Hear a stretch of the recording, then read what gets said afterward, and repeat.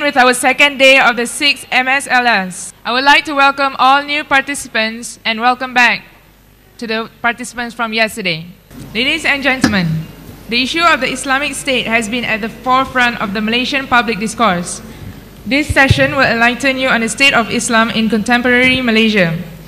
The moderator for this session will be Lim Ziwei, and the speakers are Dato Zaid Ibrahim, one Saiful, one Jan, and Dr. Chandra Muzaffar. Please welcome them. Good morning, ladies and gentlemen. Three esteemed speakers to discuss on the establishment of Islamic State in contemporary Malaysia. On my far right, we have Dr. Chandra Muzaffar. He is a social an academician. Next to him, we have Mr. Wan Saiful Wan Jan. He is the founding chief executive of the Institute for Democracy and Economic Affairs, acronym IDEAS. And on my right, we have Dato Zaid Ibrahim. Dato is the founder of Parti Kesejahteraan Insan Tanah Air, acronym KITA.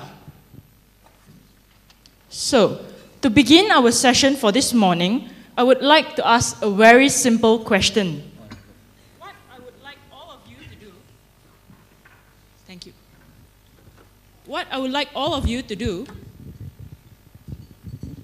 is to give me a quick yes or no answer. No further elaborations required.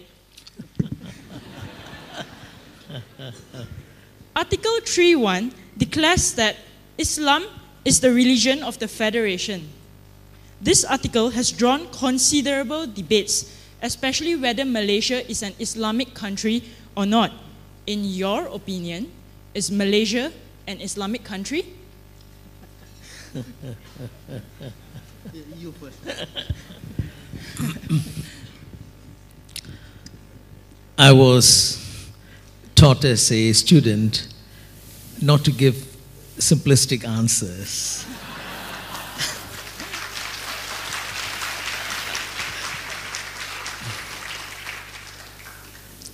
Islam is very much a part of the identity of the Malaysian nation. But Malaysia is not an Islamic state as the term Islamic state is understood by the advocates of an Islamic state. For the advocates of an Islamic state means a state based upon the Quran and the Sunnah. They interpret a state based upon the Quran and the Sunnah as a state that implements the Sharia at the essence of the Sharia. For the advocates of an Islamic state is Hudud, or the Islamic Penal Code. Now, this is interpreted in different ways in different parts of the Muslim world, which is why you have, on the one hand, an Islamic state like Saudi Arabia, which is a feudal monarchy, and on the other hand, you have an Islamic state called Iran, which is a republic. So in terms of the essence of governance, they're very different. And this, I think, is the major problem with the notion of an Islamic state, that it is something which can be interpreted in so many different ways. It is something which is shaped and conditioned by so many forces in history and in the contemporary world. And that is the reason why I do not subscribe to the idea of an Islamic state for Malaysia. Thank you. Thank you, Dr. Chandra. So, Dato, would you like to go next? Or? Can I borrow this? Well, what more can I add after that? But I agree. It really depends on what you mean by Islamic state.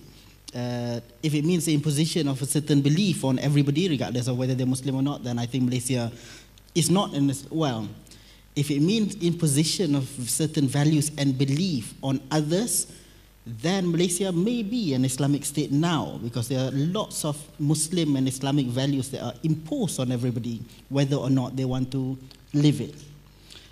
But if it means but if you ask me whether we should continue that way, then the answer is no. So I think the term Islamic State is problematic because the definition is not clear. That's why the answer to your question is very difficult to give a straightforward yes or no answer. Thank you. Now, legally, constitutionally, Malaysia is not a religious state. It's not Islamic state. It's a democracy. It's a parliamentary democracy. So you cannot, the reference you quoted, Article 3, is just to symbolize that, Islam has a special place in this country. It's a religion of the Federation, but that doesn't mean that it is an Islamic state.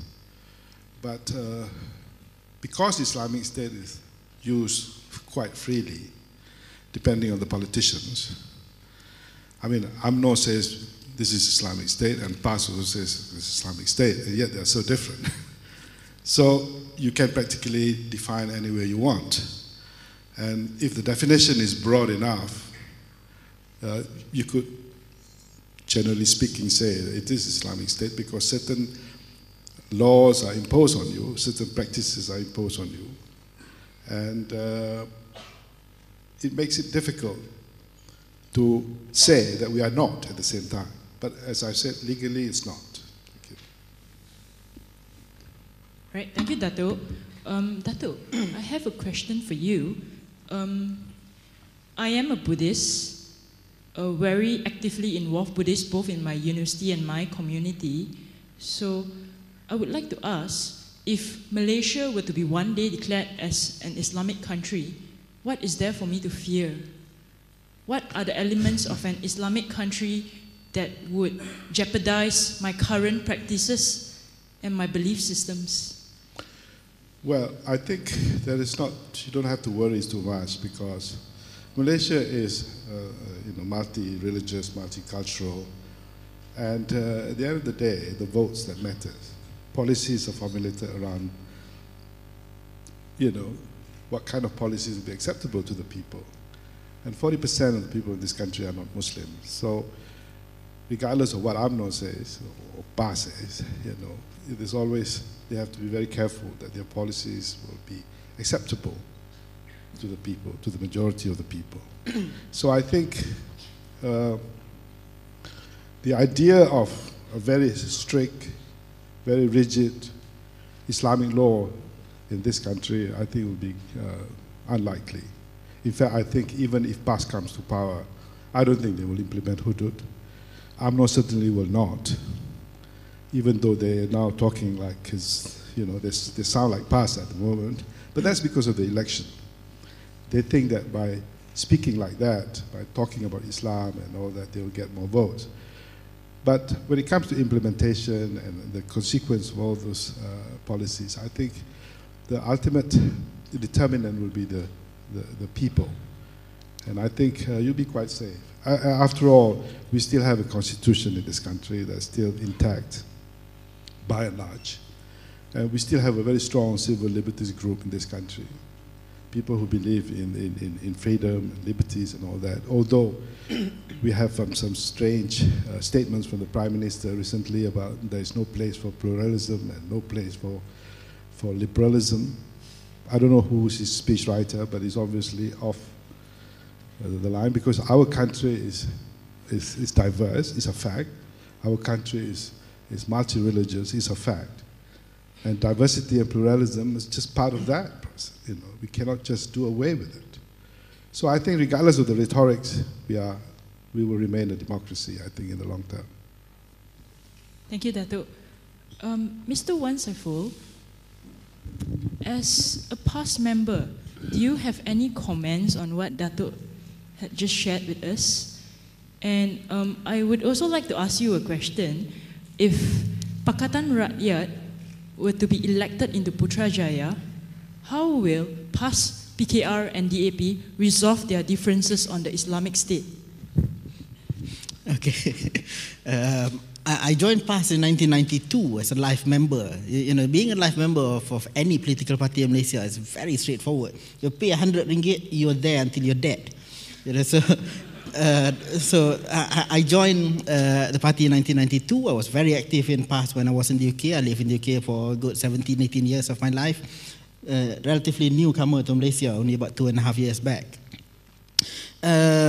But I must say my ideas are very different from what PAS the party promotes now. And I think my presence in any political party, if I were to join any political party now, or the fact that I'm still a member of PAS now, does not mean that I speak for the party, does not mean I agree with the party. But if I were to join any organization, and I urge you as well, if you were to join any organization, you should not join it to be a follower.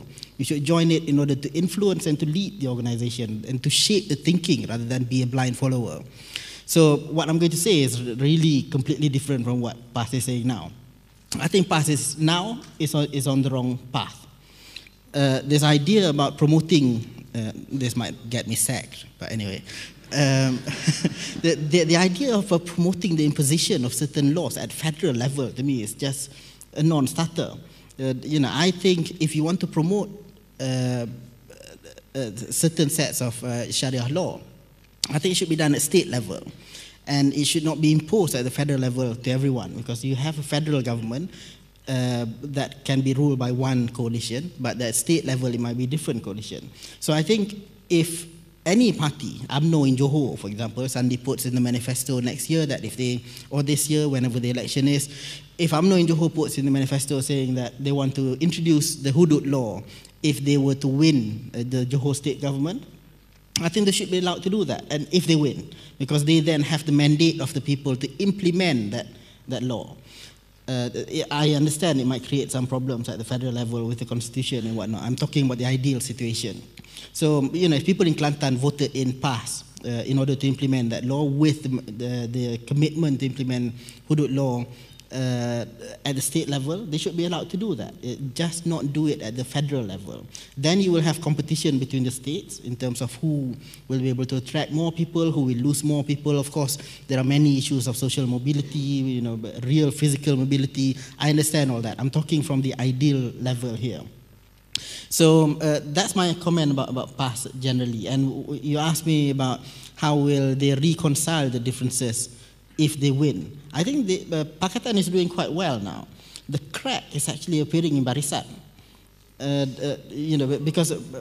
Because when you have a common enemy, which is Barisan Nasional, it's so easy to unite. But when you are in power, you compete in order to influence the government, to protect your interests. So I think cracks are appearing in Barisan Nasional, and you see this is why the election is being kept postponed all along. It's supposed to happen last month. It's already July. It's not there. I don't know when it's going to be. MCA is really weakening. MIC, other than YB Kamalan Adhan, I think you would struggle to mention any other names of MIC leaders. Gerakan is almost non-existent. PPP is, tinggal seorang je PPP. So I don't know. But Pakatan is really uniting because they have a common enemy. And I think they will be able to continue to be united, maybe in the first term. Many of you are from the UK, the organizer is UKAC. You see the coalition government. When they want to, when they have a clear agreement on what to implement, they will stick together. But cracks will begin to appear maybe towards the end of the first term, and then the real challenge will come. But I think they will be able to reconcile their differences, and they have shown that they can now. All right, thank you, Mr. Wan Saiful. Dr. Chandra, would you like to comment on the sharing that Mr. Wan Saiful just shared? And I would also like to ask your opinion on this. Nearly all men, Abraham Lincoln once said this, nearly all men can stand adversity, but to test a person's real character, give the person power. So, referring to this quote, an Islamic state by PAS, or even Pakatan Rakyat, they promised that Malaysia would be free from power contestation and corruption if they were to come in power. So, what do you think about this? Would an Islamic state promise us this? Thank you very much. I'll begin with your second question. The quote from Abraham Lincoln, it's one of my favorite quotes. I think the exact quote is, the true test of a person's character is not when he is in adversity, it is when he exercises power. That's the true test. And I think it's absolutely true. that when you are in power, you begin to see what that person really is. Not so much the problems he may go through in achieving power, but power is the real test. And if you apply that to what we are discussing today, you look at the example of a number of states which had made Islam the foundation of their struggle. After they had come to power, you see what had happened. We have the example of Sudan. 2 different periods in its modern history. The idea of an Islamic state, corruption, abuse of power, authoritarianism, all these things became part of the state of Sudan. The first time around, the second time around, which is one of the reasons why you had the breakup last year between Northern Sudan and Southern Sudan, partly because of the way in which power was exercised. There are many other reasons too, of course, including external factors. And this is true of a number of other situations. Even if you look at Islamic State that grew out of a revolution that gave a lot of hope to people, the Iranian Revolution. There's been abuse of power, even amongst those who are religious elites. This is very well documented. Corruption, greed, these things have happened. They run foundations, but no accountability. Now, this is something that we must come to terms with. In other words, what I'm saying is, just because you carry the label Islam, or for that matter, Buddhism or Hinduism or whatever, there's no guarantee that once you're in power, you will be clean, you'll be upright, you will adhere to all the beautiful values that are part of your religion. There's no guarantee. The ultimate test is the human being and the way in which that human being functions, the way in which that human being operates. That's the ultimate test. Deeds are what matter. And this is why if you look at the Quran emphasizes deeds, not words. In fact, the Quran warns people against believing those who are just very clever with their words. You have to look at their deeds, because that's the ultimate test, your conduct, your actual conduct, that determines what you are. So, no guarantee that just because you have an Islamic state or you have people who are supposed to be religious, everything would be beautiful. You don't have to worry about corruption and abuse of power and all the rest of it. The historical record shows something else. And I'm not just talking about recent times. You look at the whole history of Muslim civilization. There have been many, many instances of abuse of power by rulers, just as there have been excellent rulers, men of tremendous piety who have adhered to good values in practice. So it depends, right? Now, your question about, basically Pakatan and Bien, you were referring to Saiful's response. He's sitting very close to me, so I don't want to say things which would create a big barrier between us. But let me just make 2 very quick points in response to what Saiful has said. I think if you look at the Pakatan objectively today, it's true that they've not been tested because they're not wielding power at the federal level yet. And they're not dealing with issues that would bring out their differences in relation to ethnicity and religion. Because at the state level, you don't have to deal with those issues. At the state level, it's largely economics, administration, whether it's Penang, Selangor, Kedah, Kelantan, these are the issues you deal with. You don't have to deal with inter-ethnic, inter-religious issues, which is largely the responsibility of the federal government, because this is where policies come in. Education policy, closely connected with ethnicity, it's made at the federal level. Policies pertaining to ethnic relations in relation to, say, the economy, these policies are made at the federal level. The NEP is a federal policy. They don't have to deal with these issues yet. So this is why they've been able to avoid challenges of that sort. But nonetheless, if you look at the Buku Jingga, one of its weaknesses is this. The Buku Jingga avoids discussing ethnic issues and religious issues. It says that it will set up a commission to look at these issues when they're in power. I mean, that's not the approach. You have to deal with the issues now. And I've emphasized this before.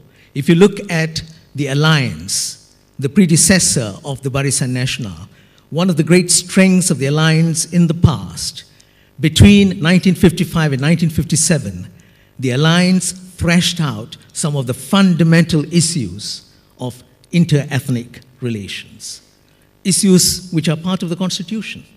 The question of national language, other languages, special position, the legitimate interests of the other communities, Islam, other religions, they were very, very contentious. They were linked with the question of citizenship for the non-Malay population, but they managed to achieve a consensus on those issues. In other words, they dealt with those challenges and then they came to power. In the 1955 elections, and then of course in 1959 after Merdeka, they remained in power. So what I'm saying is you have to deal with these issues. Don't avoid them. If you do that, you are actually fooling the people. And I don't think it's right to fool the people. Thank you.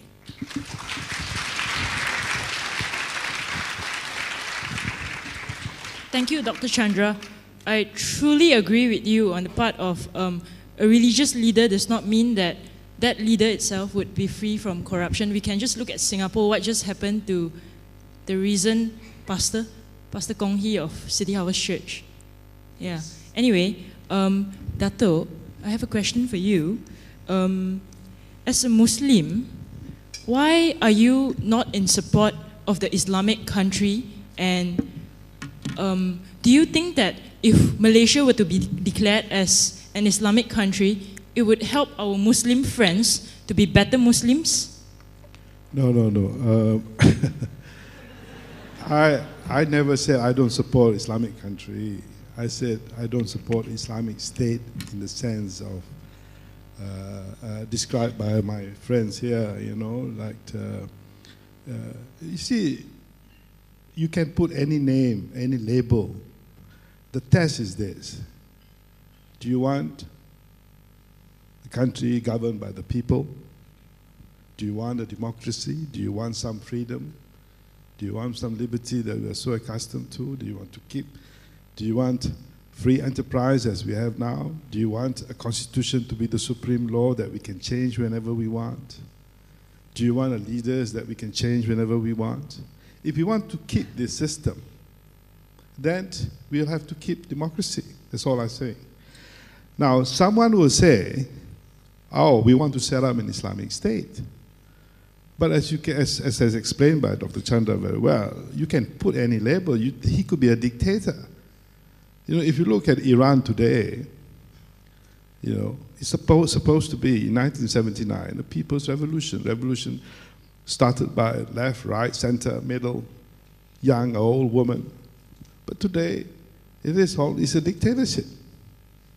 You know, there are some people in Iran are more equal than others. The Imam, the Khomeinis, the supporters of the Khomeini are superior to those elected representatives.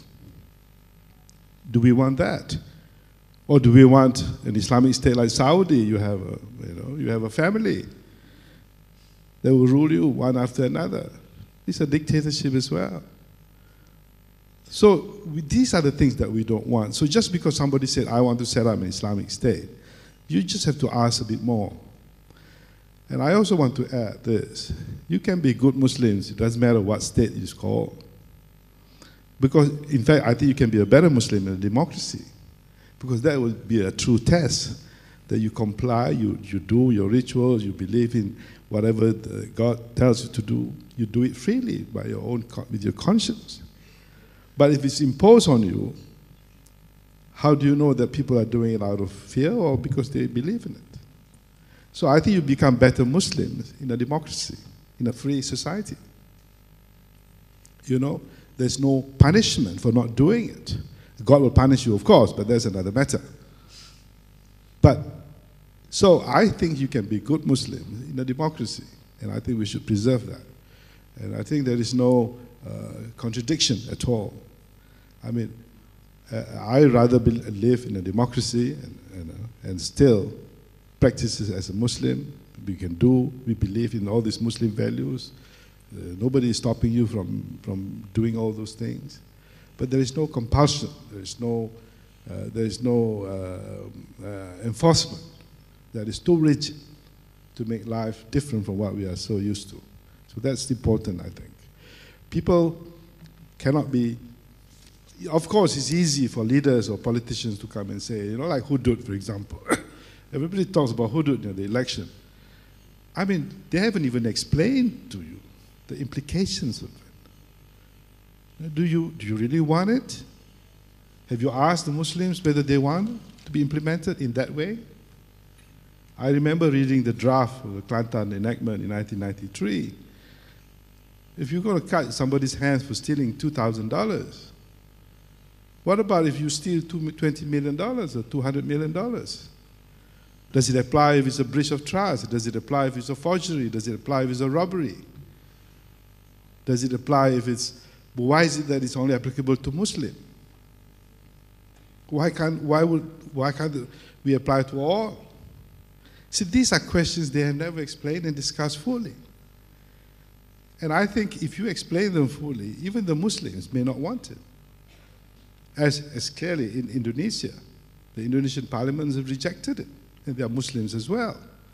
Because the law is almost impossible to make it equal, to be just, especially when there are non-Muslims in the country.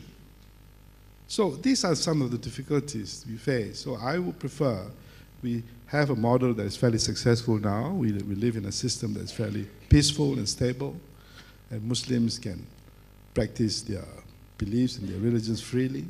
So I think we should keep what we have. Thank you.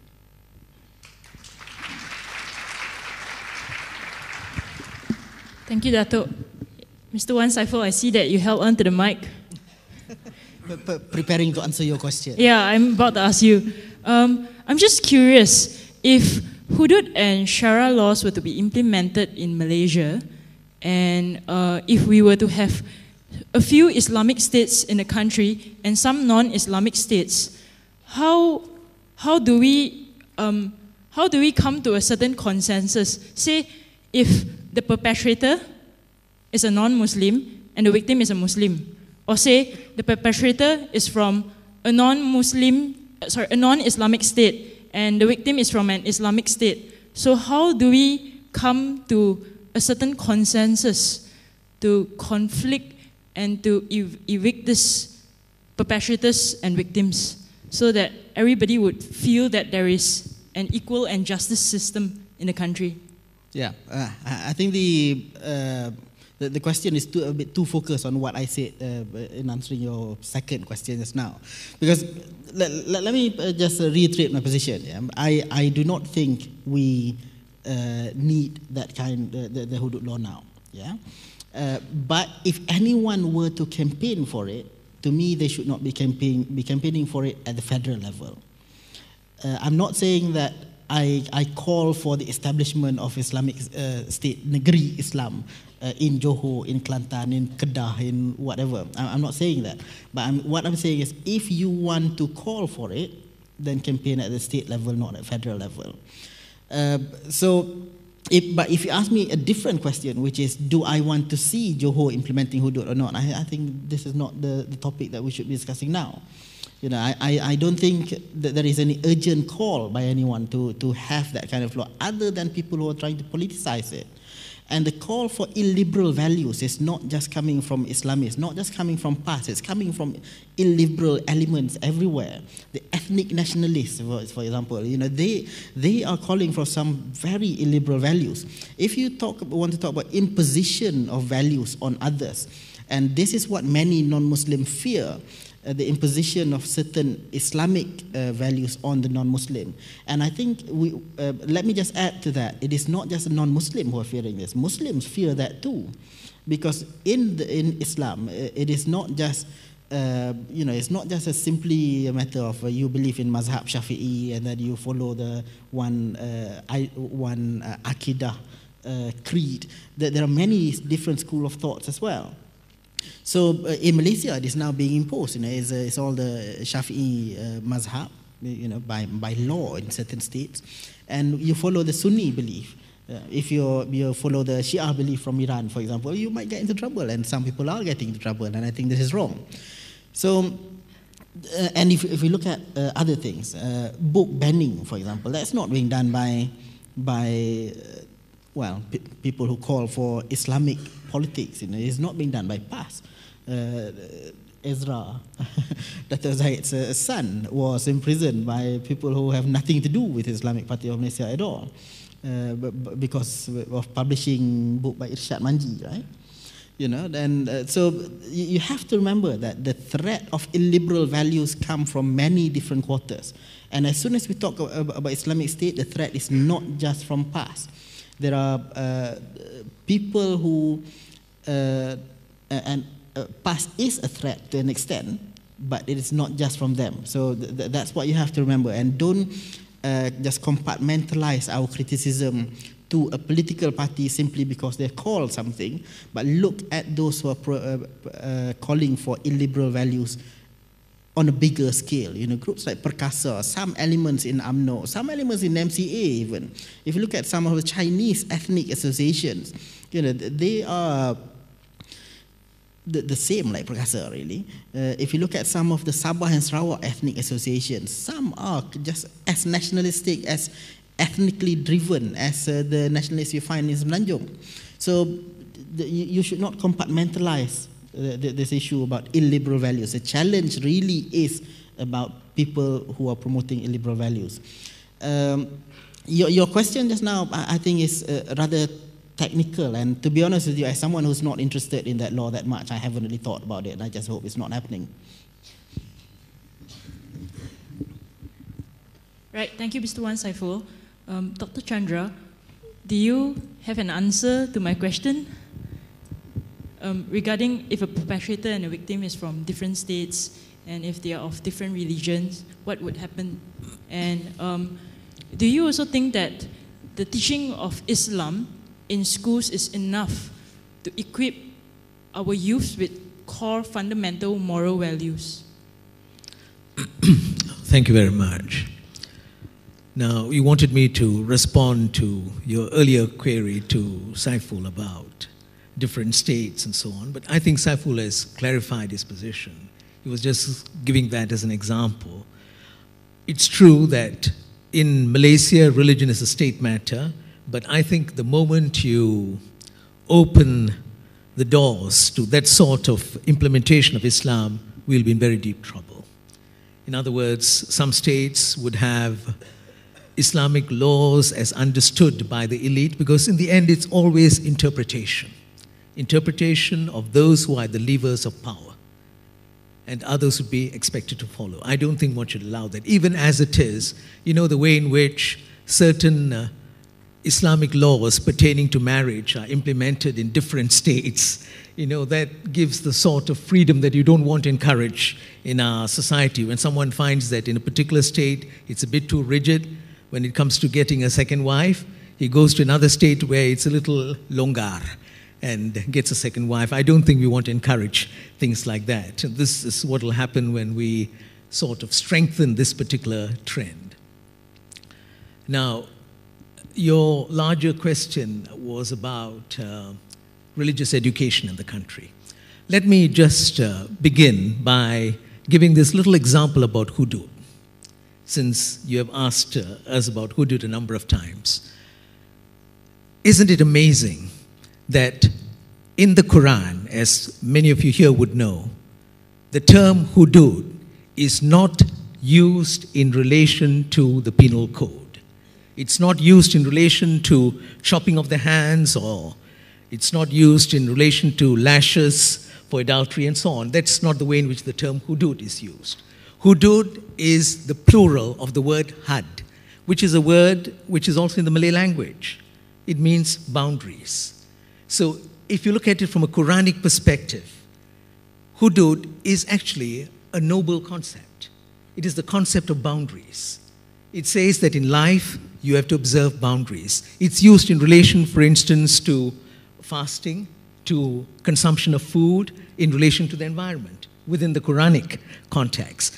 It is so unfortunate that the religious elites over time have linked hudud specifically to the penal code. And that, to my mind, is the nub of the challenge that confronts us. The Islam that Muslims understand and practice nearly all over the world, is the Islam that has evolved over time. It is not the Islam that is embodied in perennial, eternal, Quranic values and principles, what you see today, in many instances. And this is a good example. If you look at so many of the restrictions placed upon women in certain societies and the positions that are taken, they're not Quranic. They're something that had emerged over a period of time. Now, if you're talking of education, I think the first task of Islamic education, whether it's through the school system or universities or in the media, should be to emphasize certain fundamental principles, including this idea that the human being is vicegerent on earth, that it's the dignity of the human being that counts, the human being has rights, responsibilities, and there are universal, eternal values which are not exclusive to Muslims. That's very important. They belong to the whole of humankind. And that is what the Quran tries to tell you. It wants you to be a better human being, like all the founders of the great religions. The whole purpose is to make you a better human being. But we are not prepared to see Islam that way. So the moment you see it in terms of, like in the case of hudud, it is punitive, it is prohibitive. This is why I had at some point in the past said that the Islam that we understand and practice today is the 2P Islam. Punitive and prohibitive. Punish, prohibit. When actually the whole purpose should be to educate and enlighten. 2E, not 2P. And that is what education should do in this country. Thank you.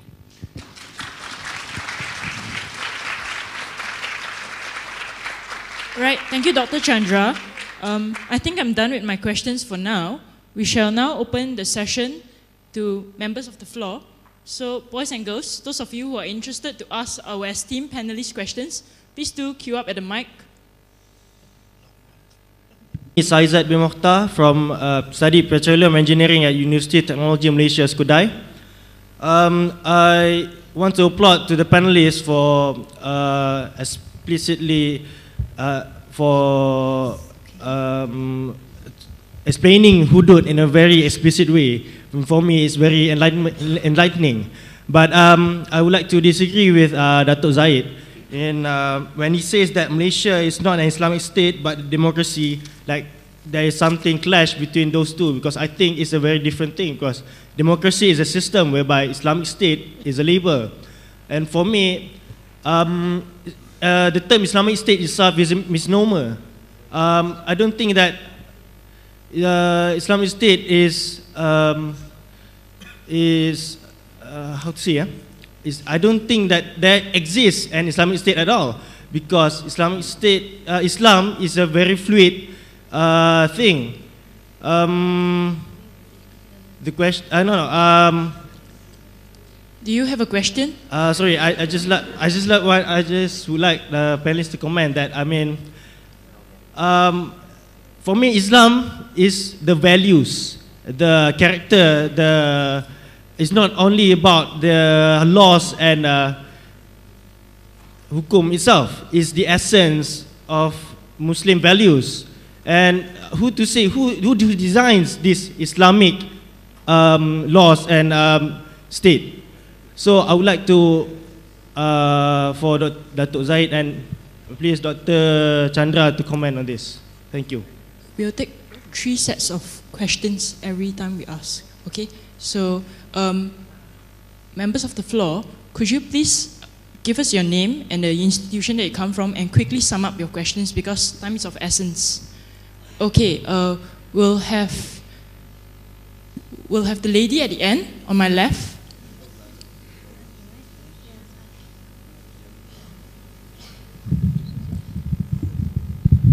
Hi, my name is Yuan Yuan, and I just finished my A-levels in Taylor's College.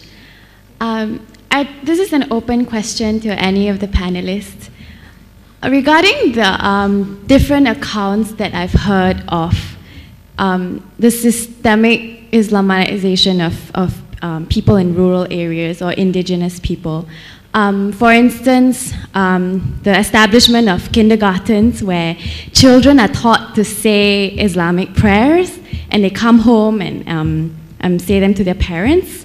or the enactment of laws regarding apostasy, where people once they convert or change their name to a Muslim name, aren't allowed to marry non-Muslims or aren't allowed to change their names back. And so their children have to go through Pendidikan Islam and so on. So things like that. Do you think this is happening, and whether or not it's in line with the federal constitution where the freedom of religion is enshrined? Thank you. Thank you. For the third question, we'll have the gentleman right in front on my left. Yeah, yes, you. Okay. The idea of Malaysian democracy is that we protect the majority, okay? And in Article 11, Sub 1 of the Malaysian Federal Constitution, it says the right to profess and practice one's religion. Why is that particular article not applicable to the majority of our people, which are the Malays or indigenous people, whereby they cannot profess or choose what sort of religion they want to practice? Please comment on that. Right. Would you? Okay, I will take that. I will answer your question there. Why is it that you cannot convert, you cannot propagate? No, it's more about why Malays since birth do not have the choice of choosing what sort of religion they are to profess. Yeah, okay. Yeah. But this is the Merdeka period when they had this Reid Commission. They had this discussion about how the constitutions, what provisions should the constitution have, and at that time it was felt that it was necessary for the Malays and the Muslim identity be treated as one, and therefore they had to be, as you put it, protected. In other words, you cannot propagate other religions to Muslims. So that is a provision in the constitution. Why? There was an agreement at that time. It was felt necessary that there should be such a provision. On your question of the girl about freedom of religion, yes, we do have that article in the Constitution, but over time, our court has somewhat make it difficult to convert.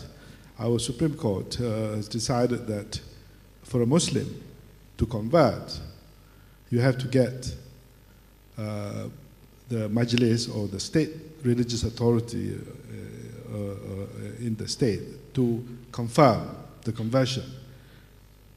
So if you go to the registration department to change your religion, the registration department will refer to the Majlis Agama, and Majlis Agama will not confirm, will not support it, because to Muslims, to a lot of Muslims, apostasy is bad, is not something you should condone. And because of that, it is almost impossible for a Muslim to convert, because the conversion, whilst the Constitution allows, but the court has decided that you will only accept the conversion if confirmed by the religious authority, and there is no religious authority that will confirm it. And this is, if you have to read Lena Joy's case for you to understand a bit more about what I've just said. As for your question about Islam and what is it, democracy? No, if you're talking about Islamic values, there's no problem. We are practicing Islamic good values as well. There's no restriction on that. The problem is when we talk about government, we're talking about governance, then we talk about structure, we talk about laws. So in a democracy, these things can change. It's subject to the people's wish. But if it is an Islamic state, as defined by most people, it is kind of set rules, and they claim it to be in the Quran, and they say you cannot argue about this, you cannot change this, and this is where the difficulty is.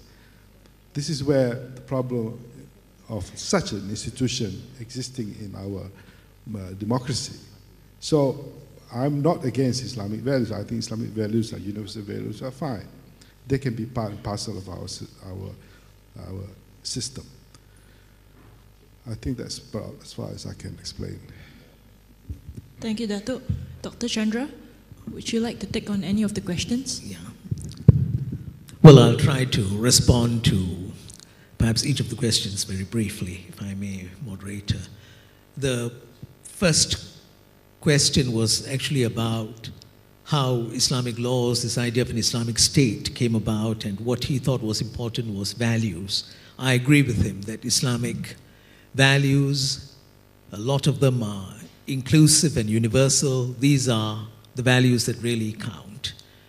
Now, the point he made about Islamic laws and the way in which this has become the centerpiece today in various parts of the world, not just in Malaysia, there is a history behind this, and we must be aware of this. It is in some respects a reaction to the collapse of the Ottoman Empire.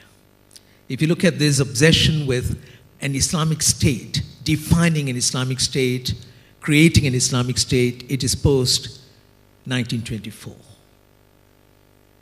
It's when this became a preoccupation. In the past, if you look at all the empires, they didn't call themselves an Islamic empire in the way in which the term Islamic State is used today. These are important historical facts to remember.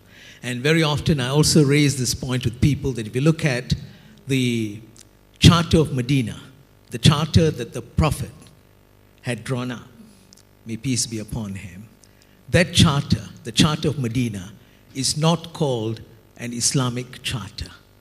It is the Charter of Medina. It is named after a place, which I think is very, very significant.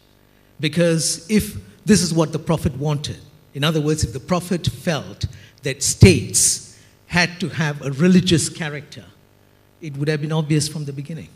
Which is also why in the Quran you don't have the concept of a state, of an Islamic state, if you like.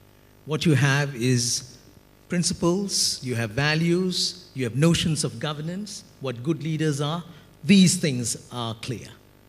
And this is why I think we have to talk about this openly now. If you look at what is happening, and in that sense, I think it is good that my friend here, Dato Zaid, he has been willing to talk about some of these things openly. You have to talk about these things openly, and I've been doing it for a very, very long while, that this is a debate that you cannot avoid.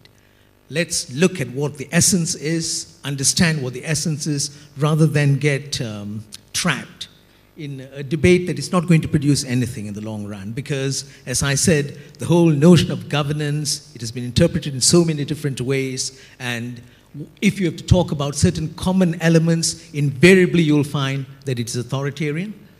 Invariably, this notion of the state that has emerged would discriminate against women, and it will not be able to look after the interests of the non-Muslim minorities. If you look at the reality, what has really happened, just look at the reality. And this is a message that one tries to put across to young Muslims in particular.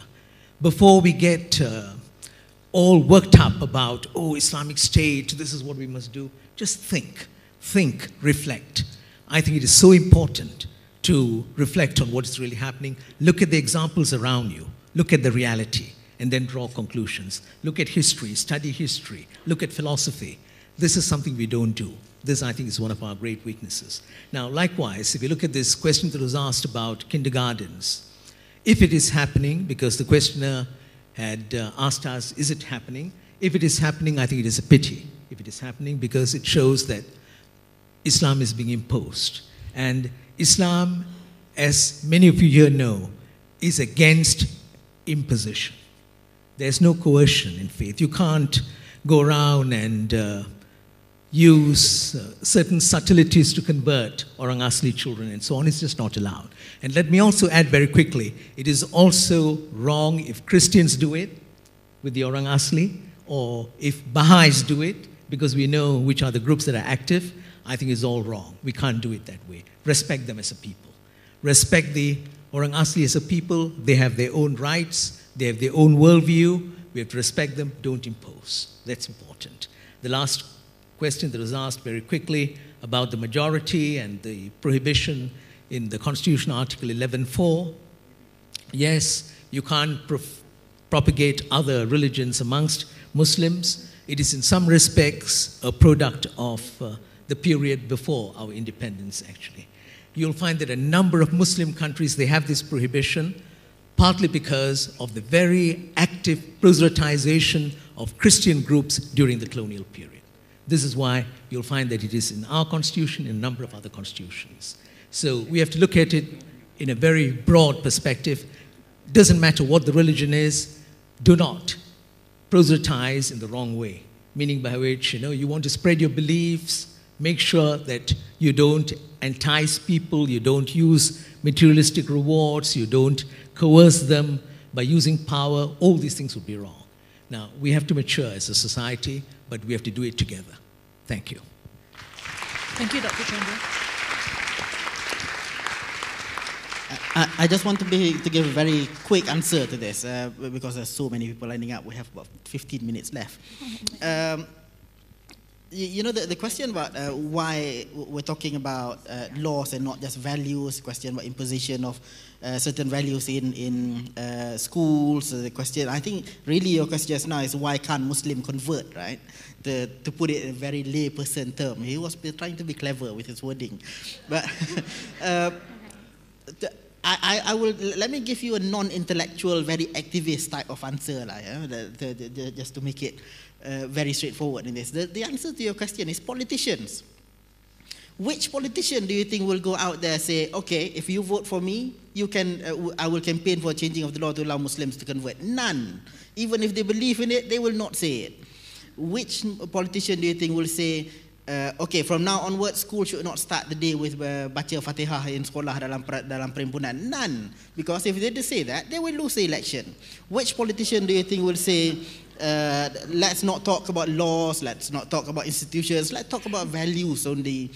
None of them, because they will not win. So the real problem here is, it is the politicians. So I think I just destroyed my own chance of getting a seat in the next election. But and so many of us come back or graduate from universities, start our career in professional life, and we are so idealistic. We think about how can we help society. At the end, you go the political path as well. Sorry, Dato. And I'm sitting next to two politicians actually, or former one, ex-politician, and you see, many of us come back. But if you're from abroad or if you're from local universities, when you graduate, you work as special officers to certain politicians. You go into political parties and try to help them out. To me, I think this is the wrong approach. I'm really destroying my chance of getting a seat now. I think this is the wrong approach. You need to create an intellectual civil society. We need to have good debates among ourselves and make the politicians follow us. What's happening now is you call politicians in and you can see the difference in how we Malaysians treat our politicians as politicians in developed countries. Politicians in developed countries, in the US, in the UK, and Australia, they work for the people. If they want to earn the respect to come here, they need to earn that respect first.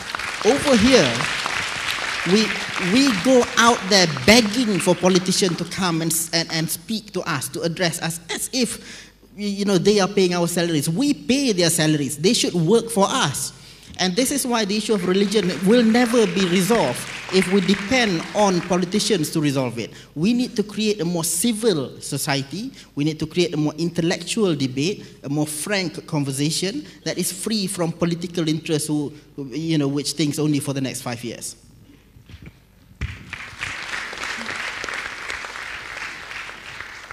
Thank you, Mr. Wan Saiful.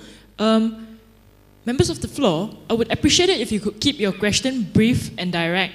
So I'll have the gentleman on my right front. It's very simple. I would like just to hear your comments regarding the implementation of the Islamic law.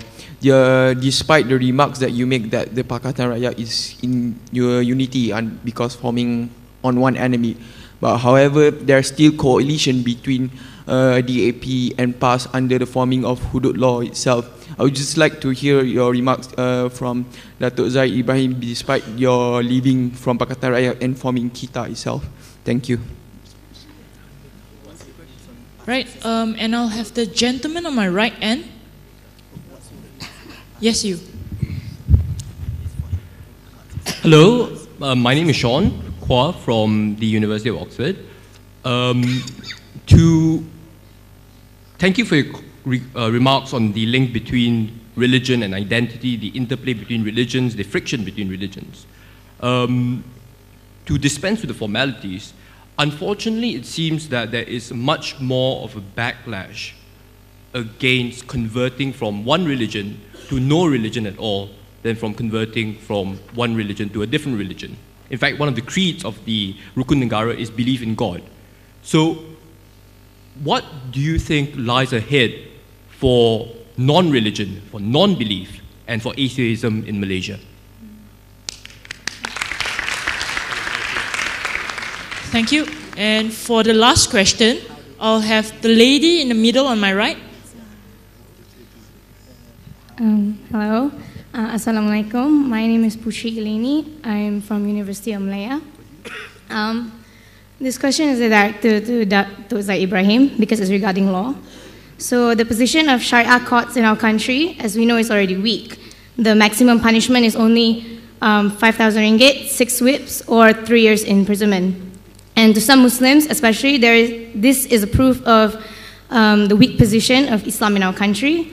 And I was wondering whether there are any ways or even any possibilities of even strengthening the jurisdiction and power of Sharia courts towards Muslims in our country. Thank you. Because time is limited. All right, maybe Dato Zaid, would you like to take it? Okay. I think the first question is about implementation of past insistence on hudud and how will Pakatan react to that. Is that the question? Yeah. Now, as I said very much earlier, I don't think if Pakatan were to come to power, I don't think they will implement hudud. So I think it's quite academic, the question. You see, PAS has passed this law, hudud law, 22 years ago in Kelantan. And of course, they said the federal government would help them to implement and so on and so forth. But that's just, I think it's just a political ploy. You know, I don't think PAS would come, even if Pakatan were to come to power, they would push for hudud because, as I've said, nobody has ever done real studies on it. Nobody has ever asked Muslims how they feel about it. Nobody has really examined the full implications of the law. And so they just talk, as I said. You know, it's just like UMNO talk about it. Putri said they support it. Putri, UMNO wants to do hudud as well. Johor wants to do hudud, Johor, UMNO. But this is political talk, you know, so I don't think it will happen and you don't have to worry about it. I just want to answer quickly that question about the Sharia court. You should not be too worried about, actually Sharia court has a lot more power today than before, although there's still a federal limit on the power of the Sharia court. But you must not get upset about it, even though you're a good Muslim, because you must understand that if Sharia court has as much power as a civil court, then our country will be something else. We cannot have a country where we have two court systems, like we have now, running parallel, and having jurisdiction over broad areas and having powers as very broad powers.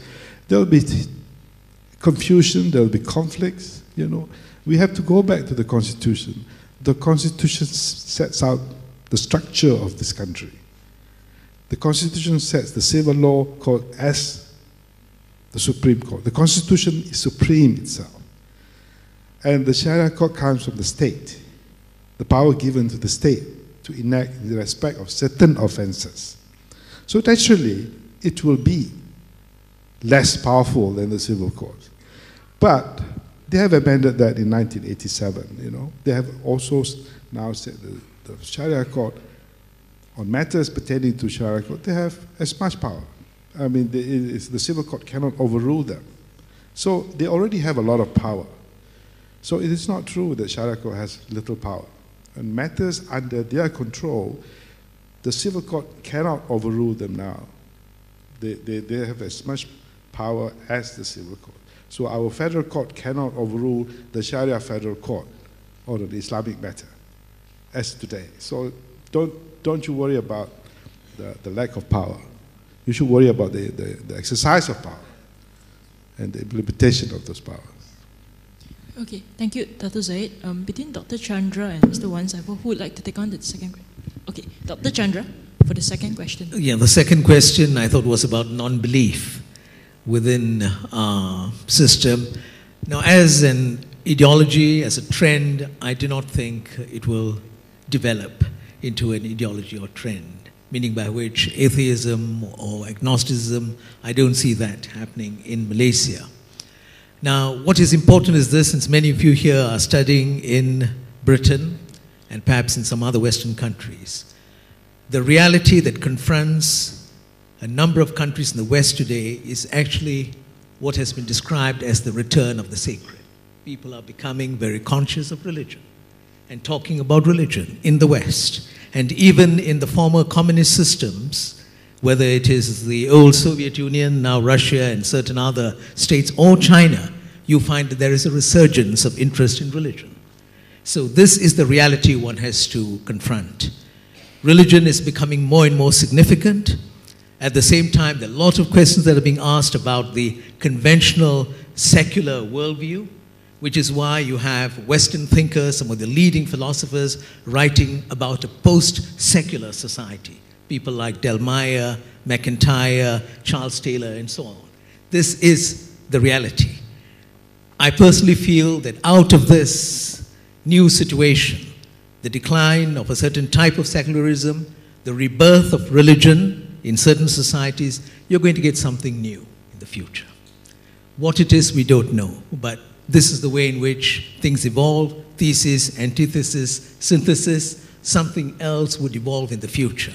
And this is what we should work towards. And I think in Malaysia, our Rukun Negara that you also alluded to, one of the good things in the Rukun Negara is that the first principle is belief in God, but not God linked to an exclusive notion of God. That I think is something that is very good in the Rukun Negara. Like in Indonesia's Pancasila too. The first principle is very, very universal. So let's make that universal principle of God a basis for us to work together in promoting common values and in working towards the betterment of our society. Thank you.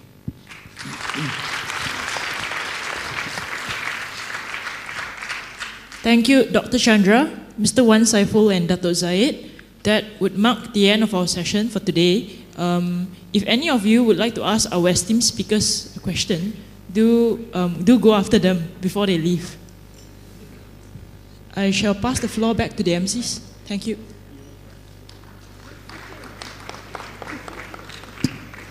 Thank you. Now I would like to call Islam Mohsin, UKEC Vice Chairman, to pass a token of appreciation to the fellow speakers.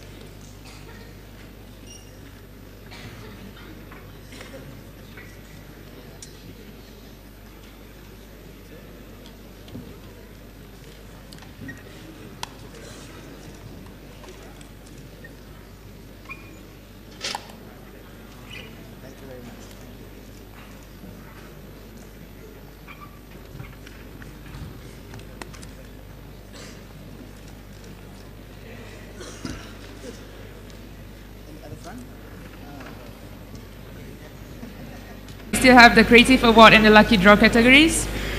And the prizes that you can win is the iPod Shuffle, iPod Nano, iPod Touch, and the new iPad. So tweet away.